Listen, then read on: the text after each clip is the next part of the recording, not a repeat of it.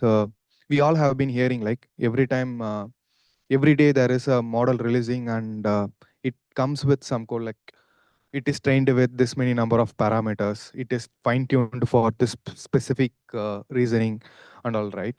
It's very hard to keep up with the latest technology trend. So what I decided is go and check for what is the underlying base concept and how can I keep me up to date in regular basis. So that's where it's all started, and it is quite exciting to know that the LLM are started existing from 1930s, where the computers are not alive.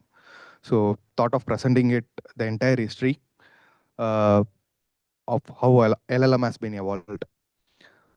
Yeah. So what we are going to cover is history and what is the machine learning means, what is the neural network and LLM, and where we are and what will be our next. Uh, so this will be like not in-depth one. It's all like reading a index of the book.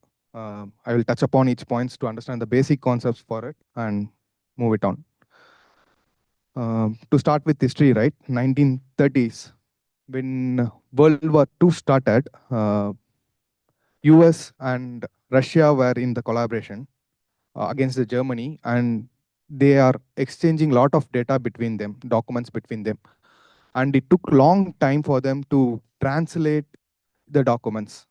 This is how the original problem have been started. In 1930, they came up with a concept called mechanical translator machine, which looks like this. The first machine looks like this, which operated at 30,000 records, like pre-recorded 30,000 records, and per second it can convert 800 words per second. And it is not automatic, it's a mechanical one. Like you have to inject the word by word and get the mechanical translated one back. It started with that, and it took 30 years to form the automatic translator. In 1960 only, IBM came up with the automatic translator where if you just feed in the data, it will automatically translate entire sentence back, right?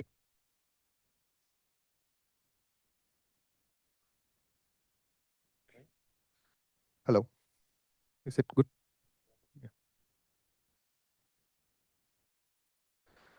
Yeah. So the first one who invented the who come up with the machine for mechanical translator is not the US. It's a Russian scientist. The first translated machine called BESM.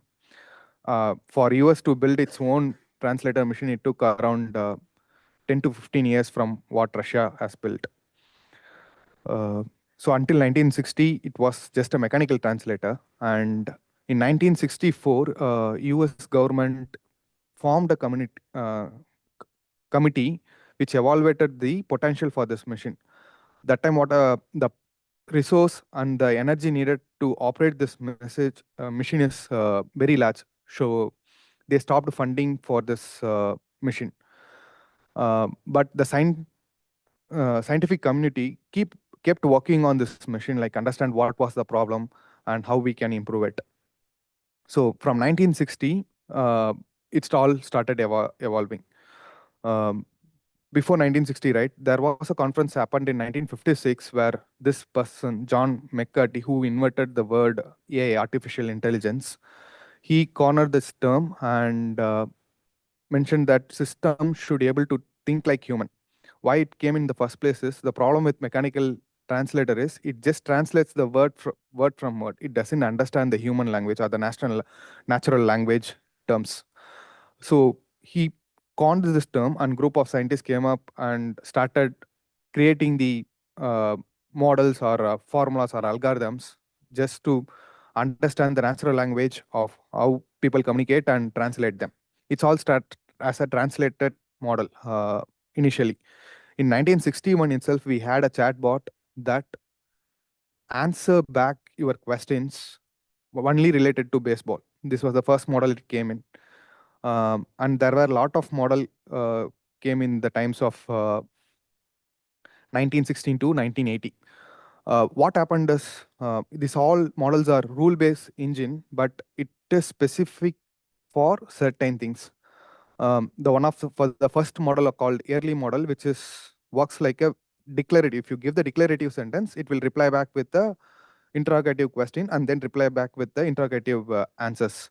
The second model is text-based, which understands the word and phrases. If it matches, it will give the answer. It's all a set of question and answers, but how it is mapping it makes a difference here.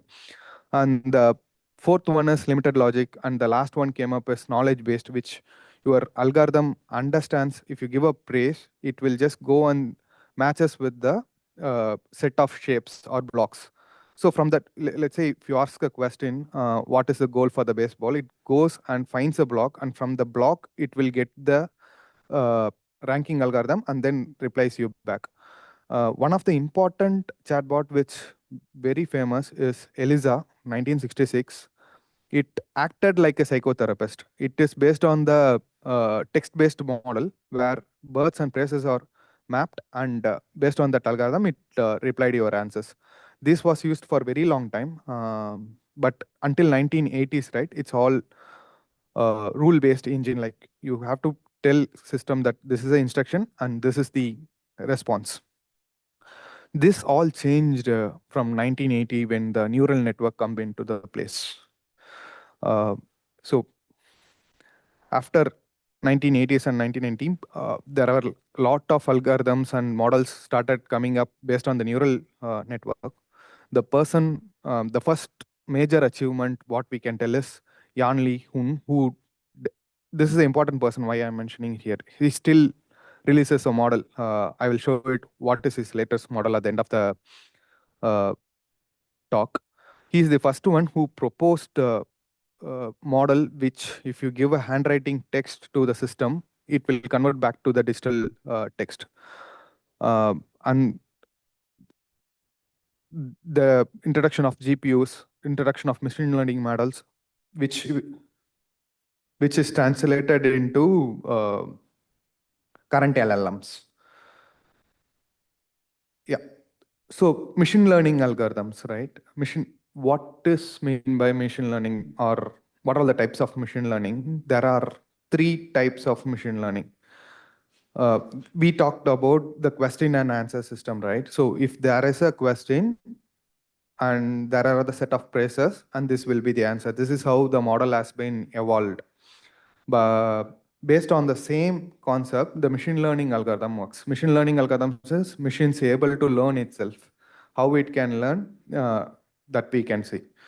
Machine learning algorithm have, let's say you have a set of data. Now you are able to label this data or tag this data to some text or under some clustering headers. And if it is a discrete, if the machine can learn that data and able to predict your answer, let's say 1, 2, 3, we are giving it in tags and machine is able to predict the 4, then that is called supervised learning. And in supervised learning, there are two parts. One is discrete and the continuous. If it is a discrete, like defined set of data, then it is a classifier algorithm. It just classifies it. Like stock market, we have a set of data where stock prices are went in this place. It can start predict the next one.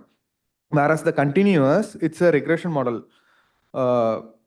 Same labeled data where consider the IoT devices like tracking the climate or the forming climate weathers. So it is able to predict what it can do, next weather it can come. That's a supervised learning. The unsupervised learning is when you cannot label the data or you don't have a structured data, there comes the unsupervised learning. Unsupervised learning is again discrete and continuous. If it is a discrete, it will try to group your data under certain buckets, and next time if a data comes, it will tell it comes under this bucket. And if it is a continuous data, it goes into the data mining part. It will start finding the relationship between the data. Based on the relationship, we can predict the next data. These are the two major divisions in the machine learning. There is another one comes in, which is semi-supervised. Like you have 20% of your data labeled or structured, and the other set is not at all structured data. There comes the semi-supervised, which is a combination of supervised and unsupervised learning algorithms. Here, there is no discrete or continuous. It's just a data because you have labeled as well as the non-labeled one. When you use semi-supervised data, the two segregation is either it can become generative algorithm, or if you still want to tune the data or structure the data, it becomes a reinforcement learning. Reinforcement learning is just a human sitting and whatever the predicted value, they will send back to again the learning algorithm to fine tune it. So this is the basic of machine learnings. Machine learnings, let's say there is other thing comes like deep learning, where machine learning works in two layers. Deep learning goes to the edges. It has more than two layers, then it becomes a deep learning. Like how the reinforcement loop circles back, it becomes a reinforcement learning. Sorry, deep learning. Okay, coming to neural networks, right? This is just a representation of number 4 in 28 cross 28 matrix. Let's say you have a phone or any screen which represent 28 cross 28 pixel, and this is how the 4 is represented. How neural network works is, consider each pixel is put on a straight line which comes around 784 pixel, and this is the input layer. So if you till this particular point is colored or brightened, it comes here. So each pixel neural network we call as neurons. And these two are hidden layers. I will come to hidden layers layer, and this is the output layer. So when you pass these data, pixel data to this neural network algorithm, it will end up finding the digital word 4. This is what the handwritten algorithm came up with, right? This hidden layer, what it does is, it has two parts to it. Each layer finds a pattern of this particular digit, handwritten digit. How it happens is, let's say if it's 9, the first layer can predict if there is a oval in it, and the second layer can predict there is a straight line in it. Combining both the outputs, there will be an end layer, output layer, which summifies to number 9. Same goes for 8. There will be 2 ovals, then it can be 8. It predict like this word could be 8. Same for 4. It can go to 3 layers also. There will be 1, 1, and there is a dash. So this is how neural network works. How each layer communicates is, if a neuron in one layer have a weightage in it, that weightage which tells the brightness of the pixel, just for the understanding purpose. It may not be the exactly brightness, but weightage represents something. In this case, it's about the brightness of the pixel. Based on the weightage, and there will be a added information called bias. Let's say this is a 1 and this is a 1, but it has 2 more patterns as well, right? These 2 more patterns are added as output, that is called bias. It may be a 9, it may be a 4. So that's a bias it will add, and it will send to next layer. So this hidden layers goes into a pipeline, like one layer activates neurons in the next layer, and it goes on further until the output layer. So this is how the neural network works. I will pass it if any questions. Cool. So just for 24 into 24 cross matrix, it takes 13,000 into 2 neurons to find a written letter, just for 24 in cross 24 matrix. There is a YouTube channel called Three Blue, One Brown. He explains very animatically how the neural networks and LLM works. If possible, follow him. So this is all about neural networks. Coming to deep learning, right? There are many algorithms came in which uses neural networks and the mapping algorithms combined with reinforcement learning into it. So the important models are like CNN, which specifically curated for image purpose, and there is RNN, which specifically curated for speech recognition. And these three models are important for LLMs, like text-based LLMs, so like generative addressal network. What it does is so we saw it predicts the number, right? Till now, the texts are converted into numbers, and it predicts the next number. Based on that prediction, it will create a text like a human. And how it validates is you give a sample and it generates a text. That's a generator's job. And discriminator checks or compares the sample and generated text, how much closer it is. And diffusion model, what does is it does the same job as generative addressal model. Instead, it adds a noise to the existing uh, sample and try to reduce the noise so that it can form the accuracy correctly. And the transformer models are, it changes the text to embedding, and the decoder part will take the embedding from previous outputs and then start predicting the next statement. These are the transformer models, right? Now coming to large language model, right?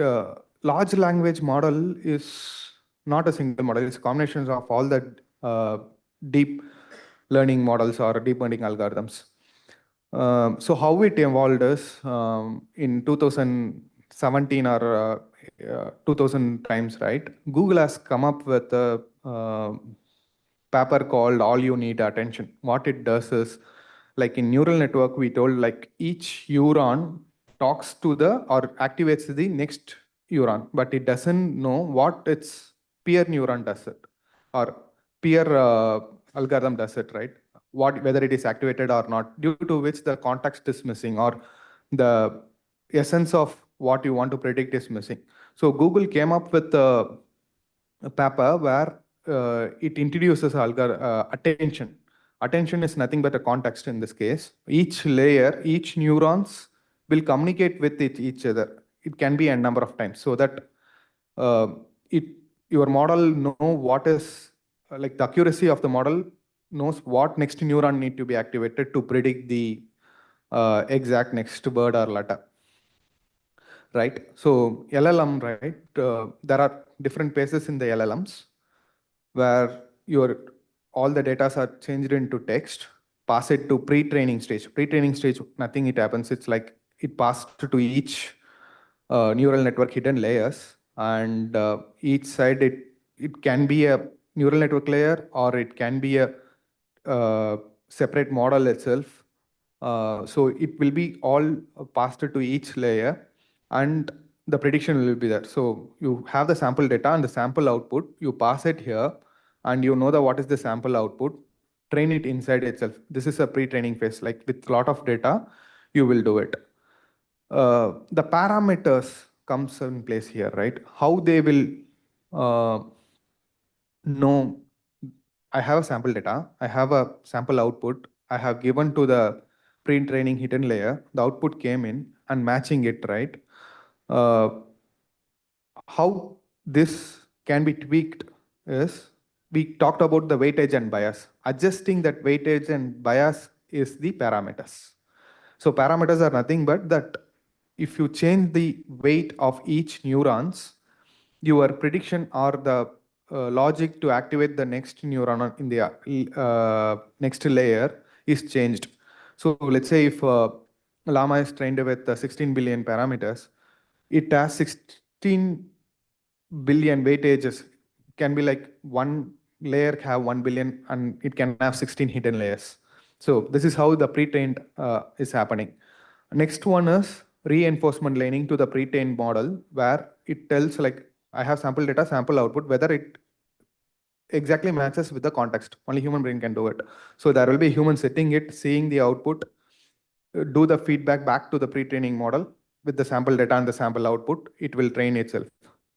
So after the specific it, your basic LLM model will be released. Once it is released, any companies or any persons can pick it up for specific domain or a task. So they will fine tune it with additional data.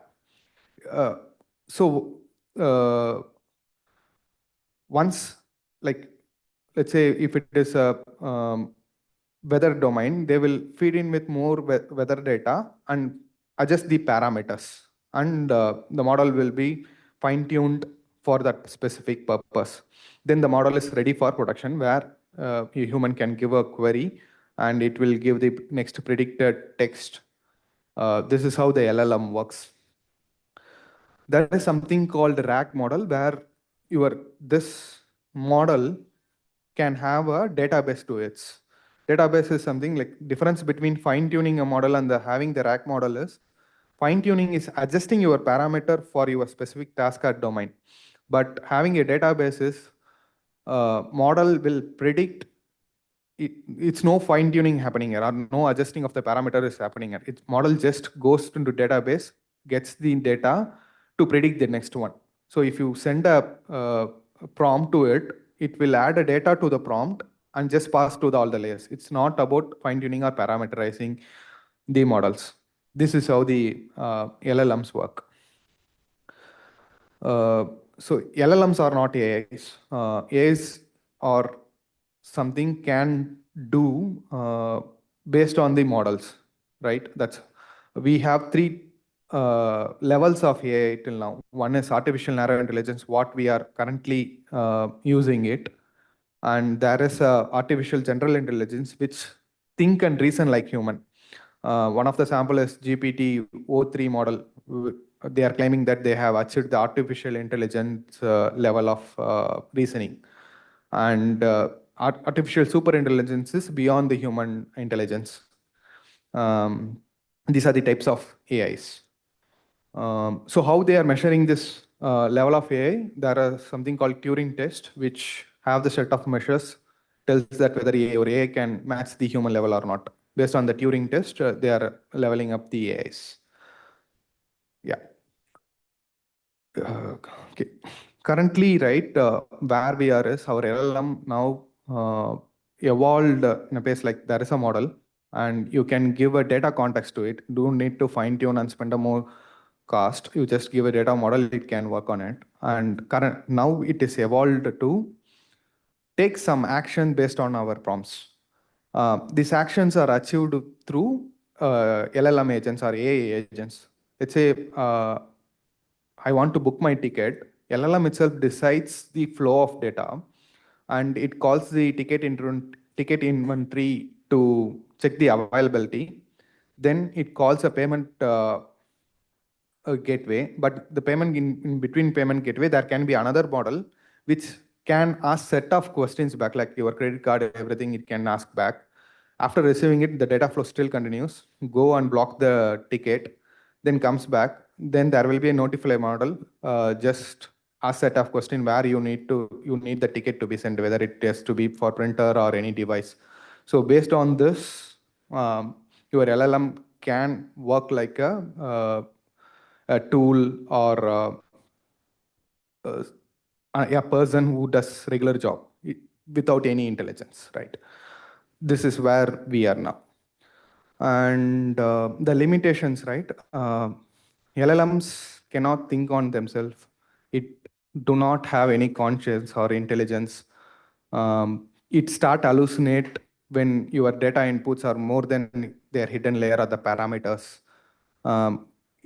It do not know the emotional intelligence of the person. Let's say it can, we have seen, right, Google's bot has many descriptions in between when it initially introduced.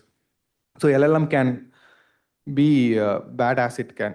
So there is no predict, and your prompt goes little bit wrong, your response also goes wrong. So you have to be very conscious about the prompt.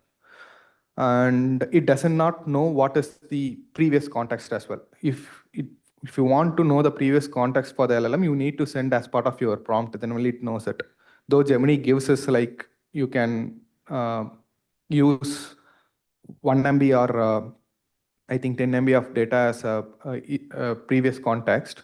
What it does is it sends that it collects all the conversation and send us a single prompt to the model, then generates the response back.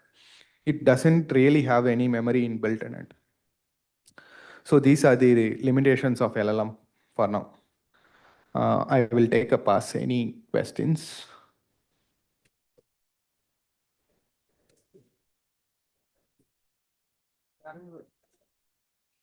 Sorry. Yeah.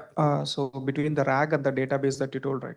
So does the RAG uses the database, or what's the connection? So I have used vector DB for that, so I haven't used RAG. No, RAG is a concept where you give a data to model. How you give it the data? Using the vector DB. So we talk that LLMs understand the numbers, not the text. So your text is converted into numbers using embedding, and the numbers are stored in the vector DB for using. So if you attach a vector DB to a model, then it becomes a RAG architecture. Yeah. Good.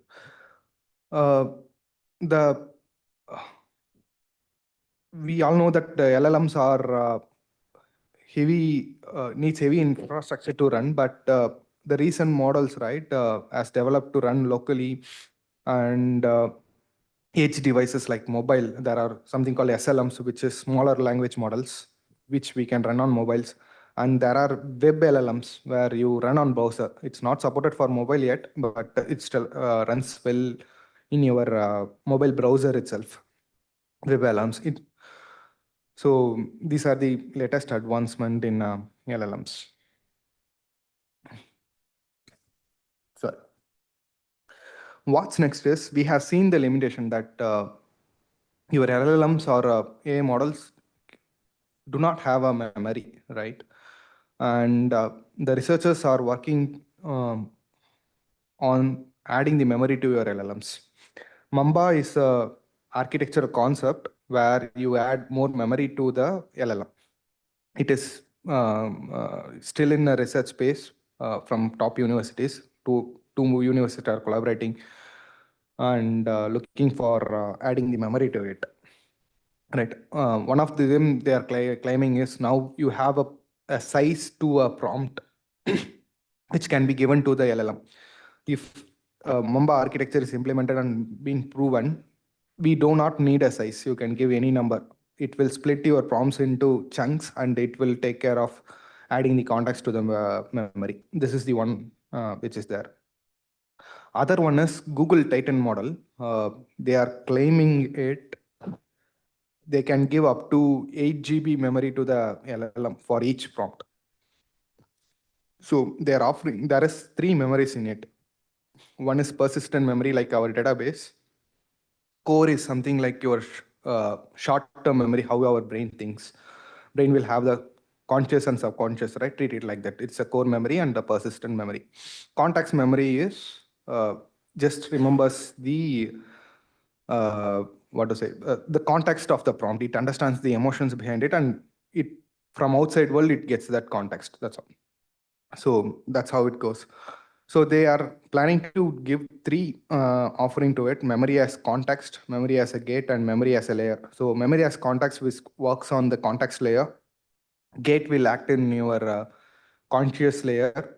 Memory as layer is something needed for both the versions. Like it decides your prompt or response should go and sit in your persistent memory or your core memory. So this is something Google is working on. They are having another model. There is another research parallelly going on. They are calling it as a pathway language model. They are claiming they have trained with 540 billion parameters, which is huge till date. This is again another research from Meta AI. We saw scientists who did handwritten recognition, right? The same person has come up with this architecture, research paper in Meta. So what it does is, it tries to think like a human, this architecture. It is not a single model. It's a combination of model, and it tries to think like a human. So it acts based on the 7 parameters here. The first one is configurator, which will set temperature or any parameters to the other sections, how it should work for each prompt. There is a short-term memory which holds your history. Perception is whom, like we will tell in prompt, right? You are a system user, you are an architect. So that's a perception here. And the world model will have the internet information about how the world. Let's say you are asking tour plan for any country, Italy, right? Current LLM will give you the tour plan, but it cannot tell what is the current situation in Italy, whether it is climatic changes or any political disturbance, or it's a good time to visit. It doesn't have those informations real time. So world module will take care of that. And there is a cost module which calculates the immediate cost and the future cost both. Immediate cost is something like what it needed to predict the action, and future cost is if I do this action, what will be my risk. So that's a cost module, and all this information will be sent to the actor module. Then based on this information, actor module will decide what action is to be taken, and based on the action it will call to an agent or something, or the response it gives back. So this is a Meta's JEPA model. It uses both supervised and like semi-supervised learning only on the ground. Yeah, that's all. Thanks. Any questions?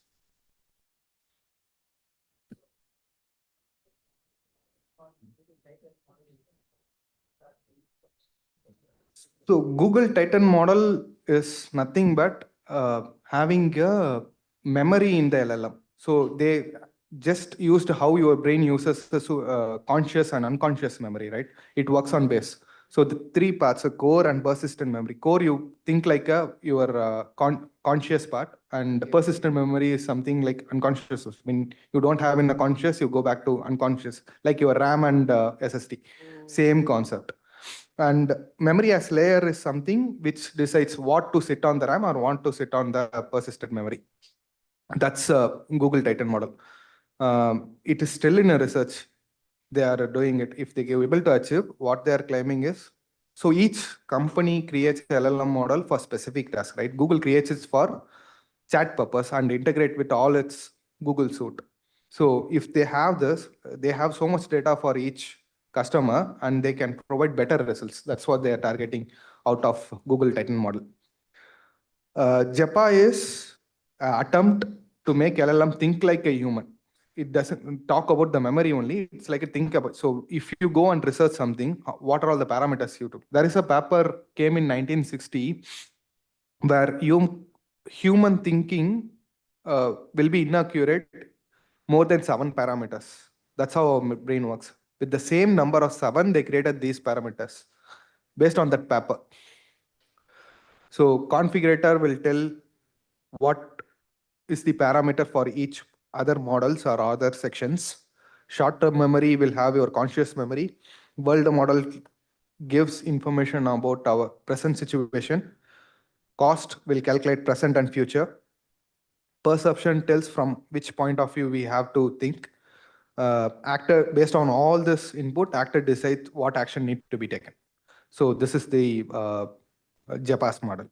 They have evolved from text-based. JEPA is evolved to video and image as well, but nothing into the productionable pace yet. But they have evolved into how video can be generated, how audios can be generated to the pace. But Titan model is still in the text-based mode.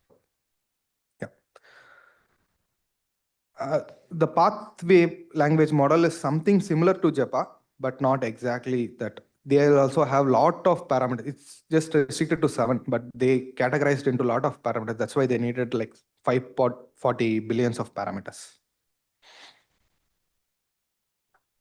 So, talking about the consciousness part, um, so the consciousness is created for a particular user when he is trying to interact with an LLM, or the consciousness is created in general for an LLM.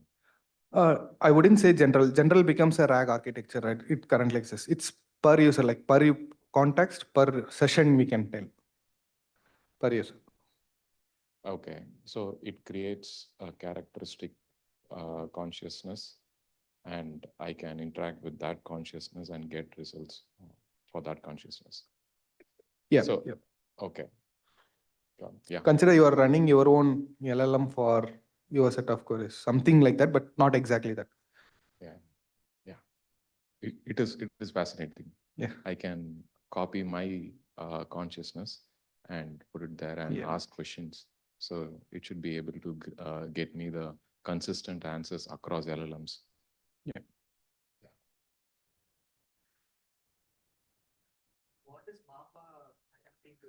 So Mamba is not from any manufacturer, it is from the research institutes.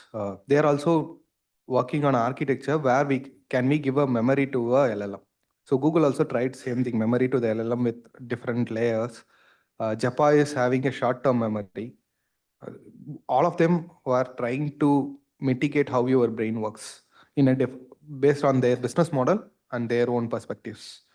So Mamba is from a institute where something like Titan, but what they're claiming is mainly claiming is Mamba as bytes. That's a model name where you don't have any restriction in giving the prompt size or the context size. That's what they're claiming. Hey, there's a question on YouTube Live. What are LLM parameters? When Llama claims 405 billion parameters, what are they trying to say? Yeah. So coming to this neural network, right? We talked about each circle is a neuron where it holds the data which can activate the next layer neurons, right? And each neuron have two things. One is weight and bias. So these are each neuron you can consider as a parameter. Tweaking these weights and bases, right? That's a parameter fine tuning. So if they call it out for 5 billion parameters, right? For 24 across 24 matrix, we have 784 parameters, right? If you give large amount of data, think how much parameter they need. So that's what they are mentioning it. They are having 540 billion data, and you can pass that much data to it and see the output and tweak the weight and basis based on that so that it predict more accurately. So more data, LLM can predict more accurately. If the parameters are more, the concept is if the parameter is more, the prediction will be more accurate. But the latest models is more evolving. That like DeepSea is right. What LLM did or ChatGPT did, they copied those parameter and from there it fine tuned. So it produces more accurate result with less parameters. So yeah, that's about parameters.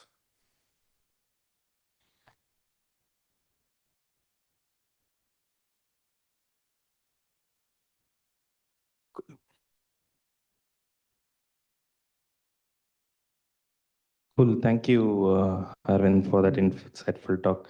So, folks, now we have a 10-minute break, so you can get refreshments in the pantry, and washroom is the side. So, if you feel free to use the washroom.